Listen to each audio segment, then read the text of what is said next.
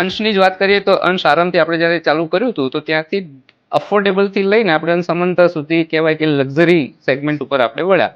તો આરંભમાં પણ આપણને થોડા એરિયા માટે એમ થતું હતું કે આપણે થોડાક બંધાયેલા છે, થોડોક સંકોચ થાય છે. તો એનો એક્સપિરિયન્સ કસ્ટમર્સનો કેવો રહ્યો હતો કે થોડી વધારે સ્પેસમાં એમને ઘણી સારી લક્ઝરી મળે છે. જે આપણે કહીએ કે અફોર્ડેબલના જે 1480 સ્ક્વેર મીટર 90 સ્ક્વેર મીટરના સેગમેન્ટથી સહેજ બહાર નીકળીએ તો આપણને અનસમંતામાં એક મોટું લક્ઝુરિયસ મોર સ્પેસિયસ મોટી ફેમિલીઝ માટે એમ કહેવાય કે એક સર્વગુણ સંપન્ન ઘર મળે છે.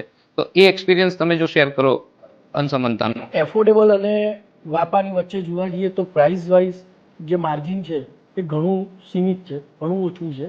પણ એની સામે કસ્ટમરને આજે એફોર્ડેબલ સેગમેન્ટમાં 10x10નો એક રૂમ મળતો હોય છે કે 10x12નો રૂમ મળતો હોય છે, એની સામે એને અહીંયા આગળ એ જ વસ્તુ 14x11 કે 13x12ની વસ્તુ જે મળે છે એનાથી એની લિવિંગ સ્પેસમાં અને રિક્વાયરમેન્ટ ફૂલફિલ થવામાં એને ઘણી સરળતા રહે છે. અને એક એનું ડ્રીમ જે છે કે મને એક સ્પેશિયસ યુટિલાઇઝેશન સ્પેસ મને મળે એ મારી રિક્વાયરમેન્ટ પહેલી હોય છે. અને સમાનતાથી અહીંયા આગળ જે વાપરવાનું છે એક જેનો ડિસ્ટન્સ છે એ ઘણો ઓછો છે. એની સામે લોકોને થોડું મૂવ આઉટ આગળ થઈને મોટી સાઇઝ મળે છે એ વધારે પ્રિફરેબલ છે.